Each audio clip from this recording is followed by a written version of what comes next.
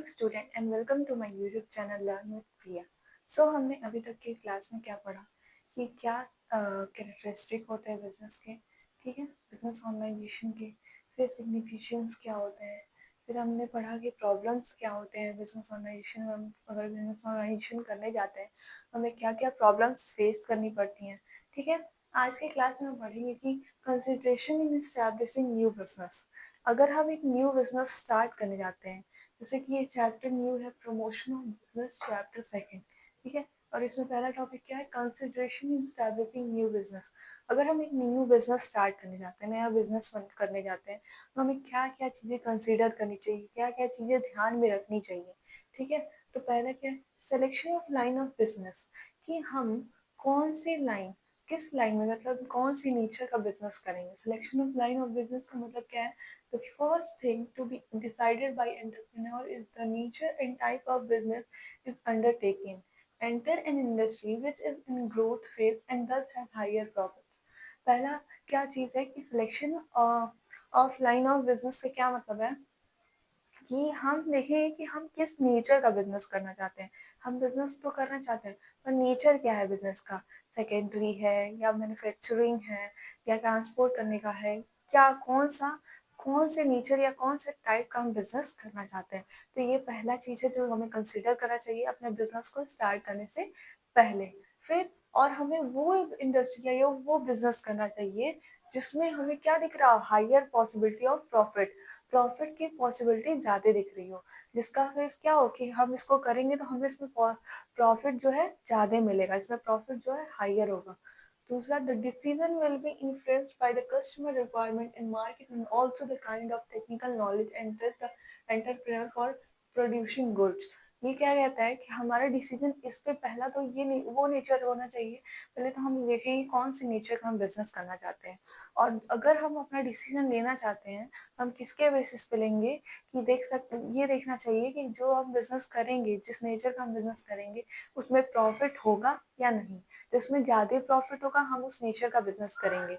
और तीसरा पॉइंट क्या है कि देखेंगे कि जिस चीज़ का हम बिजनेस करने जा रहे हैं क्या कस्टमर को उसकी रिक्वायरमेंट है, और अगर उसकी रिक्वायरमेंट है तो क्या हमको वो प्रोडक्शन करने के लिए उसके उस जिस चीज़ को हम प्रोड्यूस करना चाहते हैं उसका हमको टेक्निकल नॉलेज है या नहीं, हम उसमें एक्सपीरियंस्ड हैं, स्पेशलाइज्ड हैं या नहीं। क्योंकि अगर हम ये देखकर प्रोडक्शन करना स्टार्ट कर दिए कि कस्टमर को ये रिक्वायरमेंट है बट हमको उसका नॉलेज नहीं है कि कैसे प्रोड्यूस करते हैं, तो हमारा ग्रोथ नहीं हो पाएगा, हम वहीं पे लॉस, हमें वहीं लॉस बियर करना पड़ेगा। तो इसलिए क्या है कि कस्टमर की रिक्वायरमेंट को देखना है, कस्टमर की रिक्वायरमेंट से खुद को इन्फ्लुएंस तो करना है, पर ये भी देखना है कि जिस चीज़ को हम प्रोड्यूस करने जा रहे हैं क्या हमको उसका नॉलेज है, क्या हमको टेक्निकल नॉलेज है कि हाँ ये चीज़ हम प्रोड्यूस कर लेंगे, तो ही हम उस नेचर या उस टाइप के बिजनेस को स्टार्ट करेंगे। और फिर आता है through market research and demand analysis. और हमें ये पता कैसे चलेगा कि कस्टमर को किस गुड्स की या किस सर्विसेज की या क्या कौन से प्रोडक्ट की रिक्वायरमेंट है। तो with the help of market research and demand analysis, मतलब डिमांड और मार्केट रिसर्च की हेल्प से हम क्या जानेंगे कि कस्टमर को किस किस गुड्स की या किस प्रोडक्ट की रिक्वायरमेंट है, ठीक है। तो क्या था पहला point, consideration in establishing new business.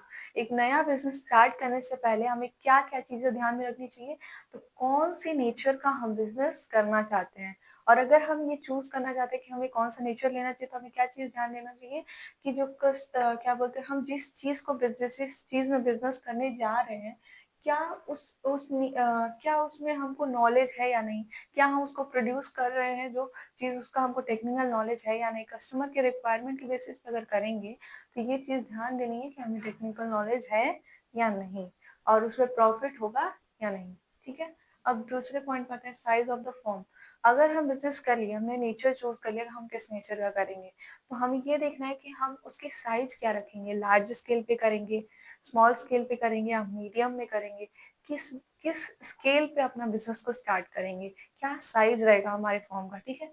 तो it refers to the scale of its operation. Business can be started at a large scale and demand for the proposed product is likely to be high over time and has necessary skills capital for business. अगर हम एक large scale पे business करना चाहते हैं तो हमें ये देखना पड़ेगा कि कस्टमर्स को उसकी रिक्वायरमेंट है या नहीं। अगर कस्टमर की रिक्वायरमेंट, कस्टमर का डिमांड हाई है, तो हमारा जो बिजनेस स्टार्टअप है वो लार्ज स्केल पे होगा। और दूसरी चीज, अगर हम एक स्टार्टअप करने चाहते हैं तो हमें रिक्वायरमेंट होती है कैपिटल की, ठीक है।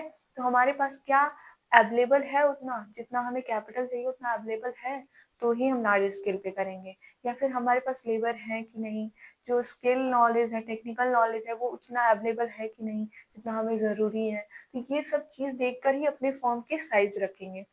ये ठीक है कि हमें पता चलेगा कि कस्टमर की डिमांड ज़्यादा है, लेकिन अपने पास जो चीज़ें हमको प्रोडक्शन के लिए चाहिए, लैंड चाहिए, कैपिटल चाहिए, लेबर चाहिए, वो सब अवेलेबल है या नहीं। अगर वो सब लार्ज स्केल पे अवेलेबल है तो ही हम क्या करेंगे, अपने बिजनेस का साइज कितना रखेंगे, लार्ज रखेंगे।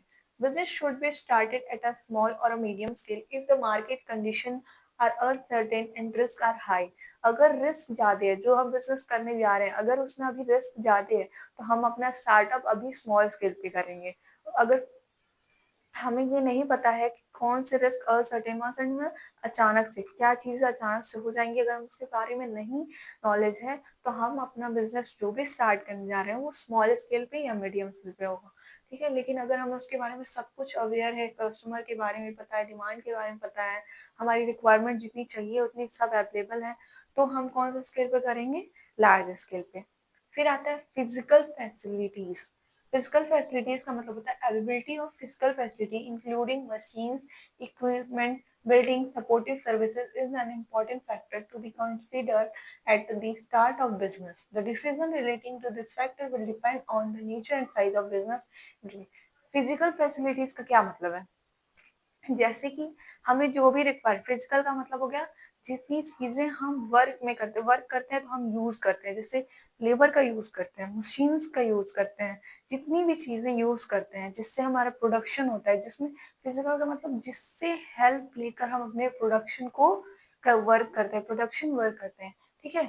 लेकिन इसका भी नेचर किस पे डिपेंड करेगा कि हमें कितना चाहिए कितना नहीं, वो सब नेचर पे डिपेंड करेगा। अगर हमारा नेचर बिजनेस का सेकेंडरी होगा, सिर्फ रॉ मटेरियल लाना है और उसको प्रोड्यूस कर रही है, ठीक है, और उसको सेल कर देना, अगर हमारा ये नेचर होगा, या ट्रांसपोर्ट टर्सरी वाला है केवल ट्रांसपोर्ट करने का, तो फिर हमें तो ये मशीनरी चाहिए नहीं। अगर हमारा नेचर अगर बिजनेस का टर्सरी हो गया या फिर कुछ भी ऐसा, तो हम क्या करेंगे, हमें ये सब इक्विपमेंट नहीं चाहिए, तब हमें सिर्फ वेयर हाउसिंग चाहिए और ट्रांसपोर्टेशन चाहिए। तो इसलिए हमें अपने नेचर पे देखना है और हमारे साइज पे देखना है। तो फिजिकल फैसिलिटी का डिसीजन किस पे डिपेंड करेगा, नेचर और साइज पे, कि हम किस नेचर का बिजनेस कर रखा है और हमारे बिजनेस का साइज क्या है, ठीक है। तो ये होता है physical facility. So hope so आप सबको ये क्लास समझ में आया होगा, नहीं आया हो तो कोई बात नहीं, दोबारा देखें, और कोई भी प्रॉब्लम हो तो कमेंट करें, लाइक एंड सब्सक्राइब करें। Thank you.